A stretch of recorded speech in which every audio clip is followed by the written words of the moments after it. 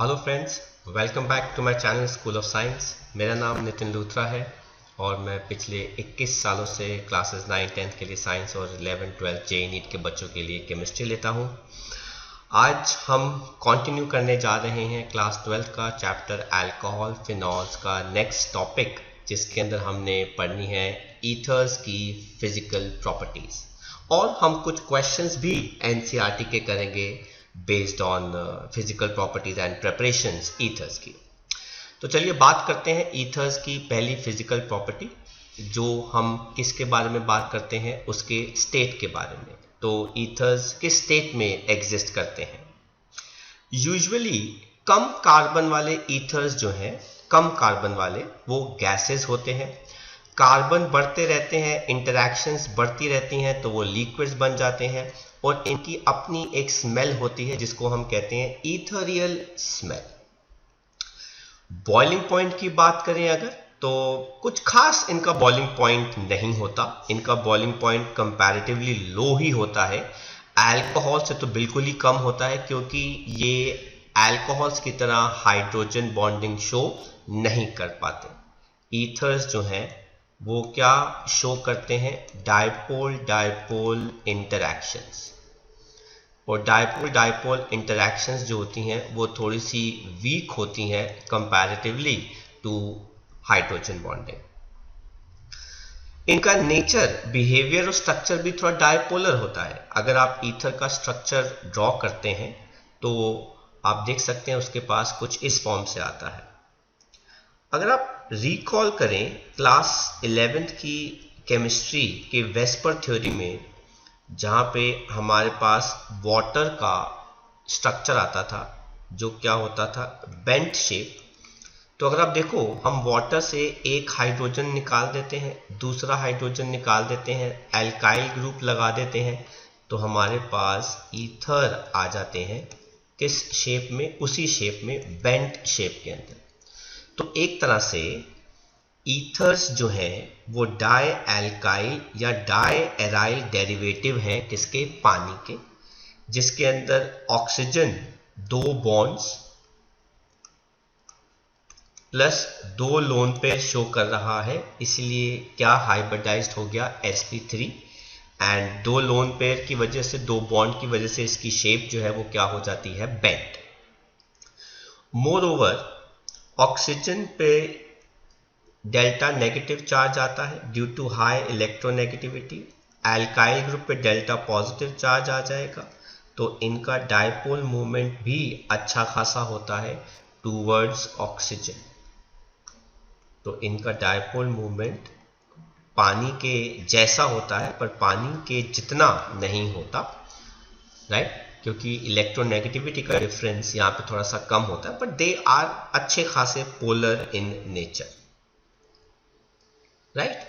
तो ये इनका डायपोलर नेचर आ जाता है। देन हम बात करते हैं इनकी सॉल्युबिलिटी की। तो अब इनका नेचर पोलर है, तो ये इतने अच्छे तो डिसॉल्व नहीं होंगे, बट यस काइंड ऑफ ये डिसॉल्व हो सकते हैं, पर पानी में थोड़ी सॉल्युबिलिटी इनकी क्या हो जाती है? कम हो जाती है। तो ये पानी में इमिसिबल है। हालांकि मिथॉक्सी मीथेन फिर भी डिसॉल्व हो जाता है, क्योंकि उसका एल्काइल ग्रुप छोटा होता है, उसकी पोलैरिटी थोड़ी सी ज़्यादा होती है, लेकिन हाइड्रोजन बॉन्डिंग का एक्सटेंट इनके अंदर बहुत कम होता है। तो इसलिए वजह से जैसे जैसे एल्काइल ग्रुप बढ़ता रहता है, इनकी सॉल्युबिलिटी ना के बराबर होती रहती है, राइट? तो ये फिजिकल प्रॉपर्टीज थी ईथर्स की। चलिए कुछ क्वेश्चन आंसर्स देखते हैं based on preparation of ethers, जो हमने इसके पिछले लेक्चर्स में हमने की थी। कहते हैं एक्सरसाइज का 24th question, right the names and the reagents and equation for the preparation of following ethers bye Williamson synthesis. एक बार ज़रा विलियमसन सिंथेसिस के बारे में हम आपको रिकॉल करा दें कि विलियमसन सिंथेसिस प्रेफर्ड किस केस में होती है? एल्काइल हैलाइड क्या होना चाहिए? प्राइमरी। और एल्कोक्साइड जो है वो क्या होना चाहिए? टर्शियरी। पहला देखते हैं प्रोपॉक्सी प्रोपेन। तो इसके अंदर तो दोनों ही 3-3 कार्बन की चेन्स हैं। तो ये आ गया हमारे पास CH3 CH2 CH2 Cl propyl chloride. इसको हम रिएक्ट कर रहे हैं सोडियम प्रोपॉक्साइड के साथ। तो ये हो गया क्लोरोप्रोपेन, ये हो गया सोडियम प्रोपॉक्साइड,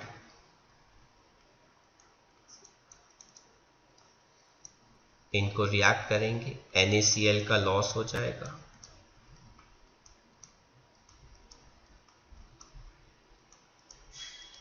और प्रोपॉक्सी प्रोपेन बन जाएगा। यहां से गया Na, यहां से गया Cl, प्रोपॉक्सी प्रोपेन। बी पार्ट देखते हैं, वो कहते हैं इथॉक्सी बेंजीन।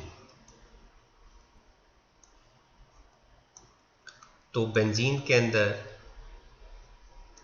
आप ऐसा कीजिए, एल्कोक्साइड ले लीजिए, सोडियम फिनॉक्साइड, ये सबसे बेस्ट रहेगा क्योंकि ये वाला बॉन्ड हम ब्रेक नहीं कर सकते क्योंकि ये पार्शियल डबल बॉन्ड कैरेक्टर होता है।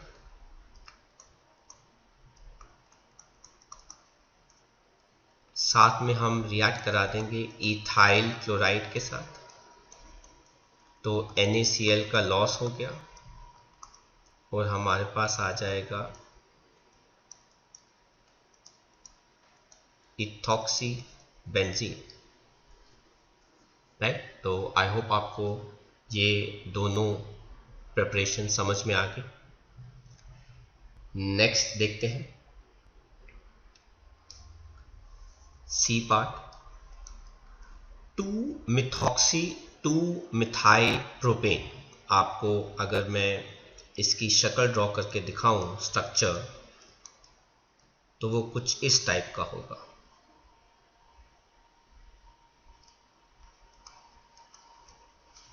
सेकंड कार्बन पे मिथाइल ग्रुप भी है और सेकंड कार्बन में एल्कोक्सी ग्रुप भी है। NaCl का तो लॉस आएगा ही आएगा। तो अब एज पर द नीड हम क्या चूज कर लेते हैं, अपना एल्काइल हैलाइड और sodium alkoxide.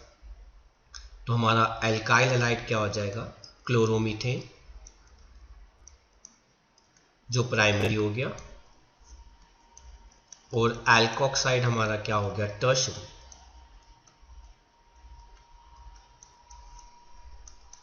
Sodium tertiary butoxide.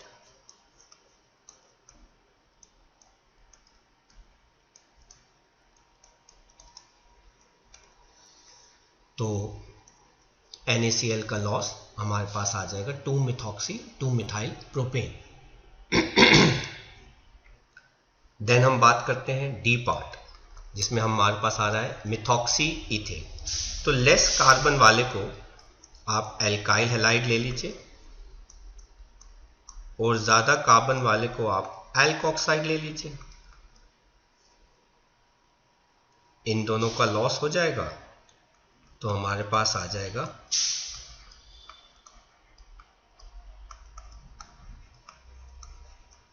Methoxy ethane, साथ में NaCl। तो आई होप आपको ये प्रेपरेशंस समझ में आई। कौन कौन से रिएजेंट्स लिए हमने उनके नाम रखे, क्या क्या प्रोडक्ट बन रहे हैं हमने वो भी लिखा। चलिए नेक्स्ट क्वेश्चन देखते हैं एक्सरसाइज का 27। कहते हैं प्रिपरेशन ईथर्स की bye acid dehydration of secondary या टर्शरी अल्कोहल्स एक सूटेबल मेथड नहीं होता, गिव रीजन। क्यों भाई? क्योंकि अगर आप सेकेंडरी या टर्शरी अल्कोहल्स लेते हैं तो उनके कार्बोकैटायन जो होते हैं वो क्या होते हैं, स्टेबल।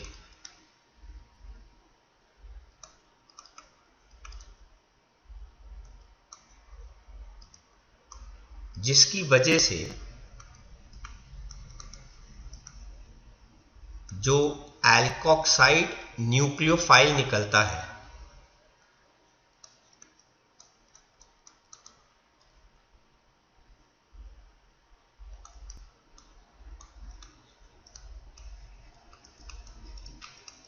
वो स्ट्रॉन्ग बेस भी एक्ट करता है।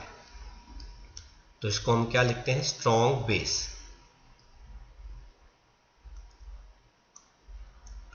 और स्ट्रॉन्ग बेस क्या प्रेफर करता है, एलिमिनेशन।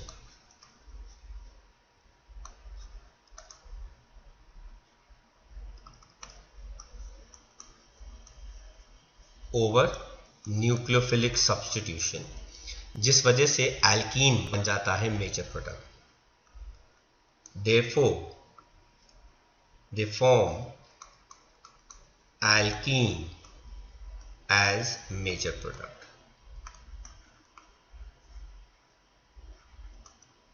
तो हमने ये पिछले वाले लेक्चर में भी डिस्कस किया था कि सेकेंडरी टर्शरी अल्कोहल्स से हम ईथर्स क्यों नहीं बना पाते। प्राइमरी अल्कोहल्स के केस में ये मेथड अच्छा होता है, सेकेंडरी टर्शरी में ये बेटर नहीं होता, क्योंकि जो अल्कोक्साइड बनता है वो न्यूक्लियोफाइल के अलावा स्ट्रॉन्ग बेस भी है जो एलिमिनेशन रिएक्शन प्रेफर करता है ओवर सब्स्टिट्यूशन रिएक्शन। इसी से एसोसिएटेड बहुत अच्छा क्वेश्चन है हमारा जो हम अब पढ़ने वाले हैं। यह है एग्जाम्पल नंबर 6 एनसीईआरटी का। कहते हैं फॉलोइंग मेथड एक एप्रोप्रिएट रिएक्शन नहीं है to make tertiary butyl ether, what would be the major product of this reaction. पहला पार्ट, तो अगर आप एल्काइल हैलाइड टर्शरी लेते हैं और एल्कोक्साइड क्या लेते हैं, primary. If primary alkoxide and tertiary alkyl halide is taken, then alkoxide anion formed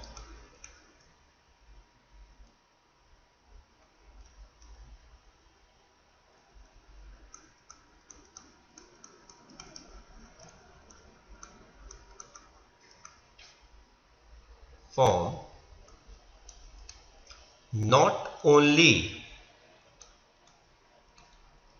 acts as nucleophile but a strong base as well. Hence वो क्या प्रेफर करेगा, to accept H positive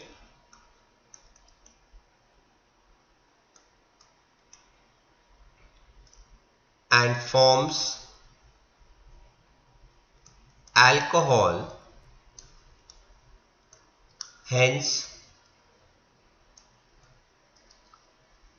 shows elimination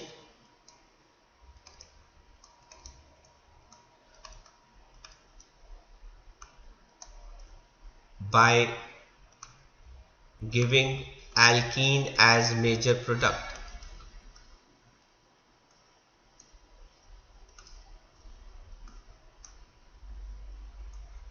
over substitution.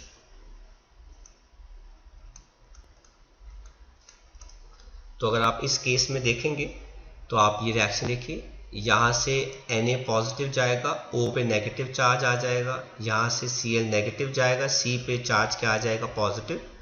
तो ये वाला product नहीं बनेगा बल्कि एक NaCl बाहर आ गया। अब ये जो इथॉक्साइड बनेगा ये कार्बोकैटायन से H पॉजिटिव ले जाएगा, तो इस C पे चार्ज क्या रह जाएगा, नेगेटिव। तो उसने यहां पर क्या बना दिया, इथेनॉल। और अब ये कार्बन और ये कार्बन आपस में डबल बॉन्ड बना लेंगे, तो एल्कीन बन जाएगा major product. This is the reaction जो टेक्निकली होना चाहिए इस केस के अंदर,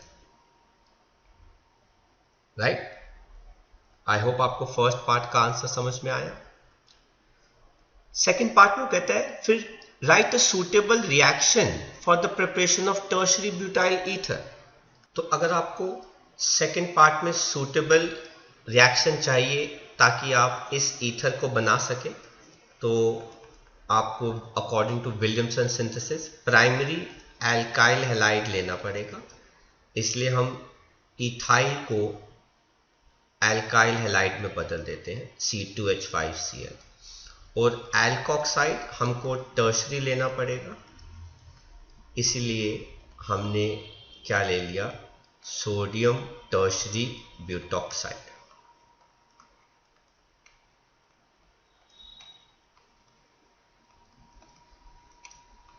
ये हमारे पास टर्शरी आ गया। इस केस में NaCl का लॉस जाएगा एज ए बाय प्रोडक्ट, और हमारा मेजर प्रोडक्ट जो है वो क्या आ जाएगा, ईथर बन जाएगा।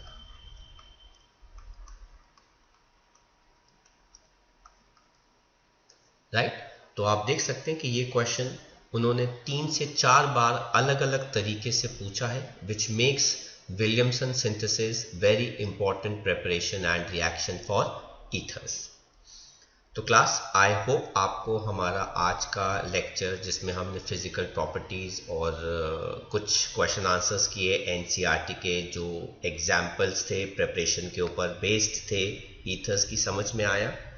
तो प्लीज़ इस लेक्चर को ज़रूर लाइक कीजिएगा, अपने फ्रेंड्स के साथ भी शेयर कीजिएगा जिनको प्रॉब्लम हो रही है, उनको कुछ समझ में नहीं आ रहा, ताकि वो भी इस चीज़ का बेनिफिट उठा सकें। और अगर आप में से किसी ने भी अभी तक मेरे चैनल को सब्सक्राइब नहीं किया है तो प्लीज़ इसको सब्सक्राइब कीजिए, ताकि आपको आपके रेगुलर अपडेट्स मिलते रहें। Thank you very much. Bye bye from school of science.